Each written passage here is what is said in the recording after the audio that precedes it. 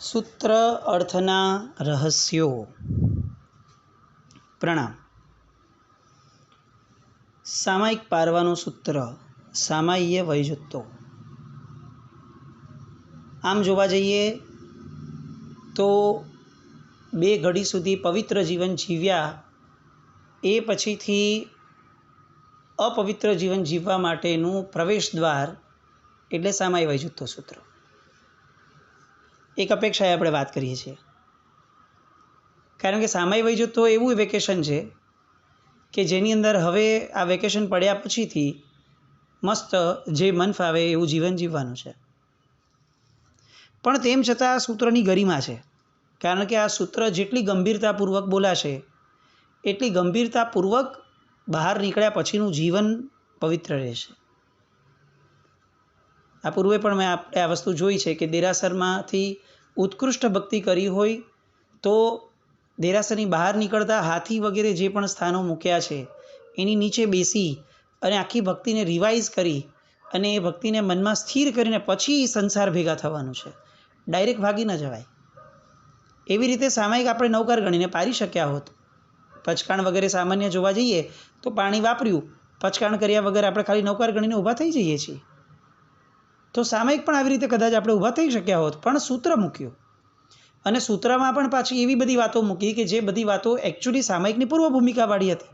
આપણને સામાયિક પહેલાં કીધું હોય તો કેવો આનંદ થયો હોત, પણ એમણે છેલ્લે કીધું, કારણ કે એમને એવો ખ્યાલમાં હતો કે નીકળતી વખતનો જે છેલ્લો ભાવ છે એ બહુ ઇફેક્ટિવ છે. એવી સામાન્ય કહેવત છે કે first impression is last impression. પણ એ તો કાર્ય દરમિયાન, કાર્યની પૂર્ણાહુતિ સમયે એવું કહી શકાય કે last impression is four ever impression. છેલ્લો આનંદ જે લઈને નીકળ્યા એ જિંદગીભર યાદ રહે. તો છેલ્લો બહુમાન આપવા માટે સામાયિક વૈજુત્તો સૂત્રની અંદર સામાયિકની ગરિમા, સામાયિક કરનારની ગરિમા પણ મૂકી. શાસ્ત્રકારોએ આપણને વધાવ્યા, સમણો ઈવસ આવો હવઈ જ ભાગ. આમ આપણી ઉપર હેલિકોપ્ટરથી પુષ્પવૃષ્ટિ કરી હોય એવું લાગે કે વાહ વાહ દોસ્ત, તું તો શ્રમણ જેવો થયો. અને એના કારણે આપણી આમ પીઠ થાબડી હોય તો આપણને એવું લાગે કે સારું, ચાલો બીજી વાર આવશું, અહીંયા તો મજા આવે છે, ગલગલિયા કરાવે છે. આવો ભાવ સામાયિક વૈજુત્તો સૂત્રમાં મૂક્યો. સિમંદર સ્વામી ભગવાનના સ્તવનની અંદર આ એક કડીને બહુ મસ્ત રીતે મૂકી છે. જીને ઉત્તમ પૂઠ હવે પૂરો, કહે પદ્મ વિજય થાવું શુરો. ભગવાન, હું એમ નથી કહેતો કે મારા બધા કાર્યો સહજ કરી આપ, સારા કરી આપ, મને શુભ મતિ આપ, મારા દ્વારા બધું સારું થાય એવું કર, મને કર્મનો બંધ ન થાય એવું કંઈક કરાવડાવ, મારા ઉદય જલ્દીથી પતી જાય એવું કંઈક કરાવડાવો. આવું કંઈ ન માંગ્યું. એ બધું હું કરીશ, ડોન્ટ વરી એટ ઓલ. તું ભગવાન એક જ કામ કર, જીને ઉત્તમ પૂઠ હવે પૂરો, મને બેકિંગ આપ, બેસ્ટ પ્રકારનું બેકિંગ. ઉત્તમ પૂઠ હવે પૂરો, મને પીઠબળ આપ. અને જો તારું પીઠબળ હશે ને ભગવાન, તો હું શું ન કરી શકું એ સવાલ છે. બસ એવી રીતે આ સામાયિક વૈજુત્તો સૂત્ર એ પીઠબળ છે. આપણે 48 મિનિટ સુધી જે પાડ્યું, જે આનંદ સેવ્યો, એનું પીઠબળ એટલે સામાયિક વૈજુત્તો સૂત્ર. આપણને આમ મજા આવી જાય કે મેં જે કર્યું એ વર્થ હતું. સમણો ઈવસ આવો હવઈ જંભા, છિન્નઈ હસુહમ કમ્મમ. એક એક પંચ લાઈનો મૂકી દીધી આપણી માટે કે તમે ચીકણા કર્મોને છેદી નાખ્યા, જલસા કરો, મોક્ષ નજીક થયો તમારો. આવી બધી સરસ મજાની વાતો મૂક્યા પછીથી છેલ્લે એમણે સામાયિકના 32 દોષ મૂક્યા, જેનું રિમાઇન્ડર આપણને આવતી અનેક સામાયિકો સુધી રહે એવી અપેક્ષા એમણે રાખી હશે. આપણે એમની કેટલી અપેક્ષાએ પૂરા થયા અથવા આપણે ઉણા ઉતર્યા એ આપણે નક્કી કરવાનું. પણ 10 મનના, 10 વચનના, 12 કાયાના એ 32 દોષમાંનો જે કોઈ દોષ પણ લાગ્યો હોય તે સવી હું મન વચન કાયાએ કરી મિચ્છામિ દુક્કડમ. એમાંથી આપણે 10 મનના દોષો ગયા વખતે જોયા. હું ફક્ત 10 દોષોને વર્ડથી રિવાઇઝ કરી લઈએ આપણે. મનનો પહેલો દોષ, શત્રુને જોઈ તેના પર દ્વેષ કરવો. મનનો બીજો દોષ, અવિવેક ચિંતવવો. ત્રીજો, તત્વનો વિચાર ન કરવો. ચોથો, મનમાં ઉદ્વેગ ધારણ કરવો. પાંચમો, યશની ઈચ્છા કરવી. છઠ્ઠો દોષ, વિનય ન કરવો. સાતમો દોષ, ભય ચિંતવવો. આઠમો, વ્યાપાર ચિંતવવો. નવમો દોષ, ફળનો સંદેહ કરવો. અને 10મો દોષ નિયાણું કરવું, એટલે કે ફળની ઈચ્છા રાખી અને ધર્મક્રિયા કરવી. આ 10 મનના દોષ રહિતપણે સામાયિક કરવું જોઈએ. ભગવાન એવું ઈચ્છે છે કે આમાંનો એક પણ દોષ બેટા તને ન બંધાય તો મને બહુ આનંદ થશે. પણ એ દોષ તો જ નહીં બંધાય જો આપણને દોષોની ઉપસ્થિતિ હશે. કારણ કે આપણને એકચ્યુઅલી તો આઈડિયા જ નથી કે આ કયા કયા દોષ 10 મનના અંતર્ગત આવશે. એટલે સેવાઈ પણ જાય તો બી આપણે એ બાબતમાં જાણકાર જ નથી, અજ્ઞાન જ છે. હવે વચનના 10 દોષ એ આપણે જોવાના છે. વચનનો સૌથી પહેલો દોષ સામાયિકની અંદર ખરાબ વચન ન બોલવા. નાઉ હાઉ ડુ વી ડિફાઇન ખરાબ વચન? ખરાબ વચન એટલે શું? એની બહુ સહજ અને સાહજિક વ્યાખ્યા છે. જેનાથી કોઈ પણ જીવને ખરાબ લાગે એવું વચન એ ખરાબ વચન છે. એવું બની શકે કે આપણે જે વસ્તુ જેમ છે એમ જ બોલીએ છીએ, પણ તેમ છતાં સામાન્ય ખરાબ લાગે. સામાયિકમાં બેઠા છીએ અને કોઈ એક વ્યક્તિ આવ્યો અને બેસી ગયો સામાયિક લીધા વગર આપણી બાજુમાં, અને સારા કાર્ય માટે વાતો ચાલુ કરી. એટલે આપણે એને કહીએ, હવે ભાઈ તું પોણી કલાક બેસવાનો છે તો સામાયિક લઈ લે ને.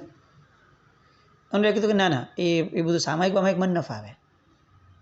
એટલે આપણને ભાવ દયા આવી. આપણે કીધું કે દોસ્ત શું કામ આવો લાભ જતો કરે છે? બેસવાનું જ છે, ખાલી કટાશું લઈને બેસવાનું છે અને સામાયિક લેવાની છે, બીજું શું છે, બેસને. અને ઓલાનો તો અવિરતિનો ઉદય છે. એટલે એણે કીધું નહીં દોસ્ત, તારી બધી વાત બરાબર છે, પણ એવો આગ્રહ નહીં રાખ પ્લીઝ. મને એ નહીં, મારા મનમાં આવશે ત્યારે હું સામાયિક કરીશ, હું ચોક્કસ કરીશ. એવા સમયે જો આપણો એની માટે ભાવ દયાનો જે ભાવ છે એ આગ્રહમાં પરિણમે તો મોઢામાંથી તરત નીકળી જાય, શું માણસ છે, આટલું કહીએ છીએ છતાંય તારાથી પાપ છૂટતું જ નથી, તું ધર્મ શું કરીશ? આવું પાપ તારા ઉદયમાં આવે છે, ક્યાં જઈને છૂટીશ? બધી અનુકૂળતા છે છતાંય સામાયિક નથી કરતો, ભવાંતરમાં શું થશે તારું? આમાંનું કંઈ પણ આ પણ ખરાબ વચન બોલ્યાની કેટેગરીમાં આવે. અત્યાર સુધી જે વચન ચાલતા હતા એ સારા આશયપૂર્વક અને સારી ભાવનાપૂર્વક અને સારા વિવેકપૂર્વકના હતા. પણ હવે જે છેલ્લે સ્ટેન્ડ આવ્યું આપણું, એ ખરાબ વચનનું સ્ટેન્ડ હતું. આપણે ધર્મ કરીએ છીએ એનો મતલબ કે આપણે ધર્મમાં રત એવા કાર્ય કરતા છીએ, ધર્મના ઠેકેદાર આપણે નથી. એટલે કોઈને ઠેકો આપવો ન આપવો, કોઈને નિર્ણય આપવો, કોઈની ઉપર ટેગ લગાડવો એ આપણા અધિકારનું ક્ષેત્ર નથી. વચનનો પહેલો દોષ ખરાબ વચન ન બોલવા. ખરાબ વચન બોલ્યા હોઈએ તો એ દોષ છે. સંસારી પ્રયોજન કે ધાર્મિક પ્રયોજન, સામાયિકની અંદર બને ત્યાં સુધી વચન જ ન બોલવા. અને બોલ્યા છીએ તો સારા જ બોલવા કે જે વચનથી શુભતા જ પ્રગટે, જનરેટ થાય. વચનનો બીજો દોષ હુંકારા કરવા. આ કદાચ હું એવું માનું છું બહુ કોમન છે અત્યારે આપણી અંદર. આમ આપણે કંઈ જાપ કરતા હોઈએ ને આપણાને સ્થાપનાચાર્યજી વચ્ચે બિચારું કોઈક બાય મિસ્ટેક પણ નવો વ્યક્તિ છે, નવો સવો, એને આઈડિયા જ નથી બિચારાને કંઈક, અને આપણા બેની વચ્ચે આચાર્ય મહારાજ અને આપણી સ્થાપનાચાર્યજીને આપણી બેની વચ્ચે એણે બાય મિસ્ટેક એક આંટો શું મારી લીધો હોય, એક અંદર પગ મૂકી દીધું હોય, આપણને એવું લાગે કે જાણે આપણો આખો ભવ સમુદ્ર વધી ગયો. એટલી હદ સુધી આપણે એની પાછળ પડી જઈએ. એણે આડ પાડી હોય પણ આપણે રાડ પાડીએ, અને એવી રાડ પાડીએ કે ઓલો ભવાંતરમાં આડ પાડવા માટે ઉપાશ્રીમાં જ ન આવી શકે. અને એ ન થાય તો આપણે ઓલો વિચારે કે એક્ઝેક્ટલી આમને કેવું છે શું, કારણ કે વાળી ભાષા કોને આવડે? પણ આપણે આ હુંકારા કરવામાંથી ક્યારેક ઊંચા નહીં આવે, કારણ કે આપણને કંઈક ને કંઈક આપણું અસ્તિત્વ ઊભું દેખાવું છે. એમ કેવી રીતે જેને જે કરવું એ કરે, હું બેઠો છું અહીંયા, આવો મદ આપણે પોષવો છે. મને આડ પડે છે, હું એને ન કહું બોલો, કેટલી અવિધિ થઈ જાય. વાત સાચી છે, પણ કઈ રીતે બોલવું એ અવિધિ વિધિની વ્યાખ્યામાં નથી આવતું. સામું દુભાઈ એવી રીતે ન બોલવું, આવું ક્યાંય અવિધિની વ્યાખ્યામાં નથી આવતું. બાળજીવો માટેના રૂલ્સ અલગ હોય, આરાધક માટેની જવાબદારી વધે. એ બાળજીવવાળા રૂલને ન અપ્લાય કરી શકે કે હવે એ તો થાય, હવે એમાં શું, આવી રીતે જ કહેવું પડે, નહીં તો કોઈ સમજતું નથી. અરે ભાઈ તું સમજ ને, એ નહીં સમજે તો એનો ભાવ વધશે, પણ તું નહીં સમજ તો તારો ભાવ વધશે. એ કેમ નથી સમજાતું? પણ આ વચનનો દોષ જે મનના મદના પોષણથી પણ આવી શકે, અને બીજા પણ જે રીઝન્સ હશે ભય સંજ્ઞા વગેરે, એ પણ કદાચ એનું કારણ બનતું હશે, પણ હુંકારા કરવા એ મનનો બીજો દોષ, વચનનો બીજો દોષ છે. ત્રીજો વચનનો દોષ છે પાપ કર્મનો આદેશ આપવો. સામાન્યપણે આપણી એટલી ગરિમા છે કે આપણે ધંધા વગેરેના વચનો તો ન બોલીએ સામાયિકમાં. બેનો ઘરમાં સામાયિક કરતા હોય તો એટલી તો ચોક્કસપણે ગૌરવવંતી ધારા એમની હોય જ કે સામાયિકમાં કોઈ રસોડાને લગતી કે બીજી કોઈ બી લગતી વાતનો આદેશ ના આપે. દૂધ ગરમ કરી લેજો, આવું ન બોલે, કારણ કે એને ખબર પડે કે જો હું બોલીશ તો મારું કર્મ એટલું ગરમ થશે કે મારું આખી સામાયિકનું પુણ્ય બળીને ખાક થઈ જશે.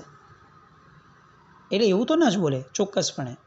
પણ ઉપાશ્રય વગેરેમાં લગતા ધાર્મિક કાર્યોમાં પણ જેને ખરેખર પાપ કર્મ કહેવાય એવો આદેશ ન આપવો જોઈએ.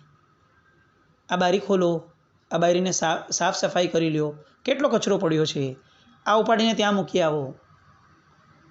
આ બધાનો આશય સારો છે, પણ કરનાર વ્યક્તિનું કૃત્ય, એની ક્રિયા, એનો ભાવ એ શું હશે? એ બારીને જાપ ઝપાટ કરશે ત્યારે જૈના જાળવશે?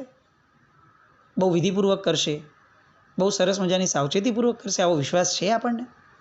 નથી. તો એ જે કરશે એ પાપ કર્મ નહીં થાય? અને પાપ કર્મનો આદેશ કેવી રીતે અપાય? પછી સ્માર્ટલી એવું બી ન બોલાય કે જૈનાપૂર્વક કરજે. અરે ઓલાને જૈનાનો મિનિંગ જ નથી ખબર બિચારાને. કેમ આપણે આપણા મનને દંભમાં રાખવું છે?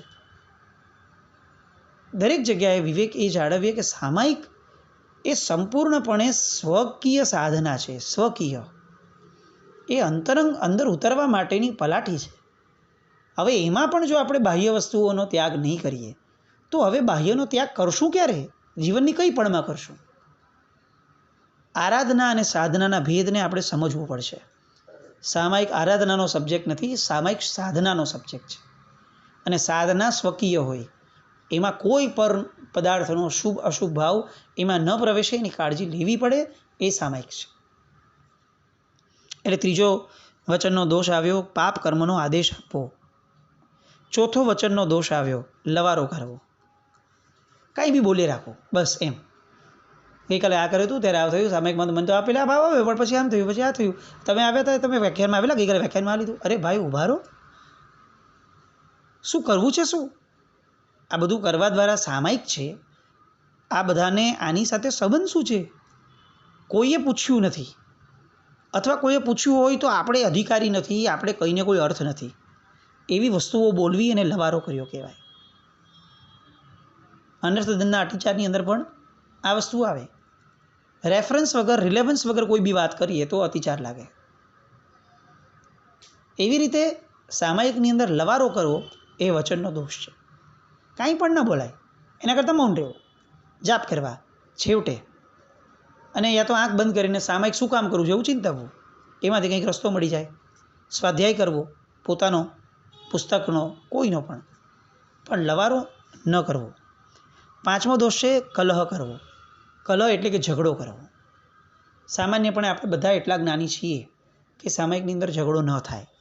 તેમ છતાં પણ આપણે એટલા અજ્ઞાની પણ છીએ કે ઘણી બધી વાર સામાયિકમાં આપણે ઝઘડા કર્યા પણ હશે. સામાયિક હોતે છતે આપણા દ્વારા કોઈક પોઈન્ટ ઉપર કોઈક વ્યક્તિ સાથે મતભેદ થતાં ઝઘડાની ક્ષણો પણ કેટલીક આવી હશે. એ સામાયિકનો વચનનો દોષ છે. છઠ્ઠો વચનનો દોષ છે ક્ષેમ કુશળ પૂછી આગતા સ્વાગતા કરવી. કેમ છો? મજામાં? કેમ છે બધું? સરસ. આરાધના સારી ચાલે છે?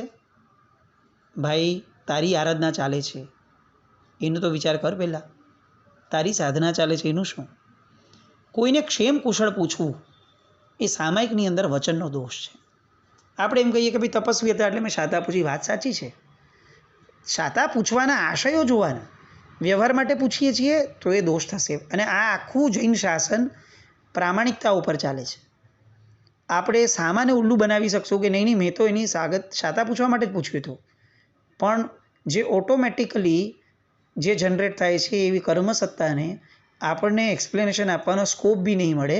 એ તો ત્યાં પંચ કરી લેશે કે આ શેની માટે કરેલું, કારણ કે એ તો આપણા મન વચન ને કર્મ ત્રણેયના છૂટા છૂટા જાણકાર છે. એને ખબર છે કે વચન અલગ દિશામાં ગયેલું અને મન અલગ દિશામાં હતું. કોઈને ક્ષેમ કુશળ પૂછી અને એની સ્વાગત કરવાની ધારા એ સામાયિકમાં વચનનો દોષ છે. એ દોષથી બચવું એ ખૂબ જરૂરી છે. 7મો દોષ છે ગાળ દેવી. આપણે લગભગ તો ન જ આપીએ, એ તો ચોક્કસપણે એટલું આપણે નિર્ધારવાળા છીએ જ. કોઈને નબળું પણ ન કહેવું, એ દુભાય એવું પણ ન કહેવું, કોઈને મિથ્યાત્વી પણ ન કહેવું, કોઈને પાપી પણ ન કહેવું. આ બધું પણ ગાળના પ્રકાર છે. કેટલીક ગાળો એ ધાર્મિક ગાળો કહી શકાય, બહુ નબળા શબ્દોમાં કહું તો, કે ધર્મને લગતા પણ આપણે લોકોને ઉતારી પાડતા હોઈએ તો એની માટે પણ કદાચ આવો શબ્દ વાપરવો પડે કે આ ધાર્મિક ગાળ છે. એનાથી પણ બચીને રહેવું એ બહુ ઉત્તમ છે. એટલે ગાળ દેવી એ વચનનો 7મો દોષ. 8મો વચનનો દોષ છે બાળકને રમાડવું. સામાયિકનું આ કોઈ પ્રયોજન છે જ નહીં, એટલે આ દિશામાં આપણે ન જ જતા હોઈએ, પણ તેમ છતાં ક્યારેક વ્યવહાર સાચવવા માટે પણ આવું થતું હોય તો એનાથી બચીને રહેવું. 9મો વચનનો દોષ છે વિકથા કરવી. ધીસ ઇઝ હાયર સાઈડ દોષ. આ આપણા બધાના જીવનમાં બહુ હશે. વિકથાઓ એટલે કાંઈ રિલેવન્સ જ નથી. ધર્મકથાઓ કરો, સારી વાતો કરો, વાર્તાઓને શેર કરો અને સારા આશયથી થતું હોય એવું કરો, પણ જે વાતોનો અર્થ જ નથી એ બધી વાતો કરવી. સંઘમાં ટ્રસ્ટીઓએ શું કરવું જોઈએ, આ મહારાજ સાહેબે વ્યાખ્યાન કઈ રીતે આપવું જોઈએ, આમની જગ્યાએ આમ આપે તો કેટલું સારું, લોકોએ આમ ન કરવું જોઈએ, લોકોએ લાઈનમાં રહેવું જોઈએ, લોકોએ આ કરવું જોઈએ. આ બધી વિકથાઓ છે. આ બધી એવી કથાઓ છે કે જે કથાઓનો કોઈ અર્થ જ નથી. એટલે આપણા સામાયિકના આશયથી વિરુદ્ધની જે પણ વાતો છે એ બધી વિકથા, વિરુદ્ધની કથાઓ, એનો ત્યાગ કરવો. સામાયિકની અંદર બોલવામાં આપણે કેટલું સંભાળવું પડે એ આપણને આ વચનના 10 દોષ જે છે ને એનાથી ખ્યાલ આવે છે. આ બે સૌથી હાઈપર રહ્યા. એક ખરાબ વચન બોલવા અને બીજું વિકથા કરવી, લવારો કરવો. આ બધી વસ્તુઓ આપણને સમજાવે છે કે આપણે સામાયિકમાં ક્યાંક ને ક્યાંક બોલવા જશું ને તો ફસાઈ જશું. એટલે બેટર છે કે આપણે મૌનપૂર્વક આરાધના કરીએ. એ એક સૌથી સારો વિકલ્પ થવો જોઈએ. અને સામાયિકનો 10મો દોષ છે વચનનો હાંસી કરવી, કોઈની પણ મજાક ઉડાડવી. એ વચનનો 10મો દોષ છે. 10 મનના જોયા, આ 10 વચનના દોષ જોયા. હવે કાયાના 12 દોષો છે એ જોવાનો પ્રયત્ન કરીએ. પહેલો દોષ, આસન વારંવાર ફેરવવું. આ પણ એક દોષ છે. હમણાં કટાશ આપણે અહીંયા બેઠા, આની હારે વાતચીત થઈ, ચાલો હવે ઓલા આગળ જવું છે, આગળ ફરો, કટાશનું ત્યાં પાથરો. વ્યાખ્યાન સાંભળવા બેઠા, પહેલાં એકલા બેઠા હતા, કંટાળો આવતો તો ઊંઘ આવતી હતી, હવે કોઈકની બાજુમાં બેસવું છે, આગળ ફરો ત્યાં પાથરો. સામાયિકની અંદર આસન વારંવાર ન ફેરવવું જોઈએ, કારણ કે સામાયિક સ્થિરાસન માટે છે. એક જગ્યાએ સ્થિર આસનથી બેસવાની વાત છે. આપણું તો કટાશનું પણ સ્થિર નથી, આપણી તો બહુ દૂરની વાત રહી. સ્થિરાસન હશે તો મનમાં સ્થિરીકરણ થશે, અને સ્થિરીકરણ થશે તો મનની અંદર કંઈ શુભતા પ્રવેશવા માટેની એક પૂર્વ ભૂમિકા રચાશે. પણ વારંવાર ચંચળતાપૂર્વક ફરતા રહેવું, આજે હમણાં અહીંયા, કાલે ત્યાં, સામાયિકની શરૂઆત અહીંયા કરીને એન્ડ ત્યાં કર્યું, કરેમી બંધ અહીંયા થયું હતું ને સામે વેચ્યું તો ત્યાં થયું. કેમ ભાઈ? વગર કારણે આસન ફેરવવા એ કાયાના 12 દોષમાંનો સૌથી પહેલો અને અગ્રિમ હરોળનો દોષ છે. બને ત્યાં સુધી સ્થિર આસને બેસવું. કાયાનો બીજો દોષ, ચો તરફ જોયા કરવું. ફ્રી છીએ, શું કરવાનું? સંઘ આટલો સરસ મજાનો બેઠો છે, આપણે સંઘની કેટલી અનુમોદના કરવાનું મન થાય. એટલે જોઈએ કયા બેને કઈ સાડી પહેરી છે, કયા ભાઈએ કયા કપડાં પહેર્યા છે, કોણ કેવી રીતે બેઠું છે, કોણે શું કર્યું, કોણ આવ્યું, કોણ ગયું. ચો તરફ જોયા કરવું, કાયાનો બીજો દોષ. કેમ કરવું છે? આંખ બંધ કરીને અંદરમાં જોવા માટે સામાયિક છે. જાતને જોવા માટેની ક્ષણો આખા 24 કલાકમાં મળતી નથી, એટલે ઈશ્વરે આપણને સામાયિકની સાધના કીધી કે પલાઠી વાળીને બેસ અને જાતને જો. હવે જાતને જોવાના સમયમાં પણ જગતને જ જો જોવાનું છે તો પછી સામાયિક કરી કે ન કરી, આ બેમાં જે ડિફરન્સ છે એ સમજવા માટે આપણે પ્રયત્ન બહુ કરવો પડશે. જાતને જોવું, અને એટલા માટે જ જગતને જોવાને અહીંયા કાયાનો બીજો દોષ ગણાવી દીધો. ત્રીજો દોષ કાયાનો સાવધ્ય કર્મ કરવું. સાવધ્ય એટલે આપણે કરેમી મંત્રસૂત્રમાં જોઈ ગયા છીએ, જેના દ્વારા હિંસા કોઈ પણ પ્રકારની હિંસા, દ્રવ્ય ભાવ, કોઈ પણ પ્રકારની હિંસાની શક્યતા પણ ઊભી થતી હોય એ બધા જ કાર્યોને સાવધ્ય કાર્ય કહેવાય. સાવધ્ય. કોઈનો વધ થાય પછી એ જરૂરી નથી કે એ જીવ, સામેવાળા જીવનો વધ હોય, કોઈના મનનો પણ વધ થાય એ પણ સાવધ્ય થશે.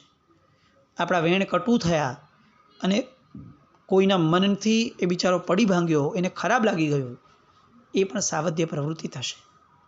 સામાયિકની અંદર સંપૂર્ણપણે સાવધ્ય કર્મ કરવાનો ત્યાગ. ઉપાશયની પણ સાફ સફાઈ કરવી છે. હવે 48 મિનિટ સાફ સફાઈ કરવાના છે તો હાલો ને સામાયિક લઈને કરીએ, ન ચાલે. સામાયિક લઈને સામાયિક જ થાય, બીજું ન થાય. આપણે જે દ્વિદળ કરીએ છીએ વારે ઘડીએ એ બધું ન હોવું જોઈએ. સાવધ્ય એક પણ કર્મ કરવું છે તો સામાયિક કેવી રીતે લેવાશે? હા, ભણવું છે, સ્વાધ્યાય કરવો છે, બરાબર છે, કરી શકાય. પણ એ પણ સામાયિકના લક્ષ્યપૂર્વક, પાછી ગણતરીપૂર્વકની સામાયિકો, મને લાભ મળી જાય એટલા માટેની સામાયિકો, એ બધું મનના દોષોમાં આપણે જોઈ ગયા.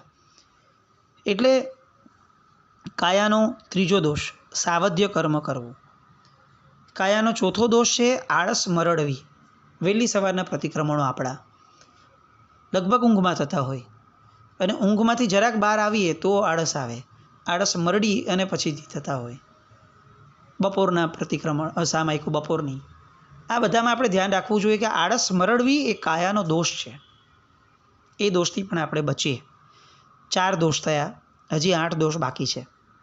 આવતા અઠવાડિયે એ 8 દોષને પણ જોઈએ અને આ સૂત્રના સમાપનની અંદર આ 32 દોષોથી આપણે કઈ રીતે ખરડાયા છીએ અને એ ખરડાયા પછી હવે શું કરવું, બચવું કેવી રીતે, અને આ બધા દોષોથી એક એક જણથી બચતા રહેશું 32 દોષોથી તો સામાયિકની અંદર ક્યારેય ઇન્વોલ્વ જ નહીં થઈ શકીએ.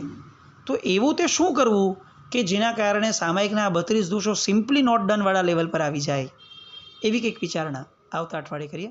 જીના જ્ઞ વિરુદ્ધ કંઈ પણ બોલાયું તો મિચ્છામી.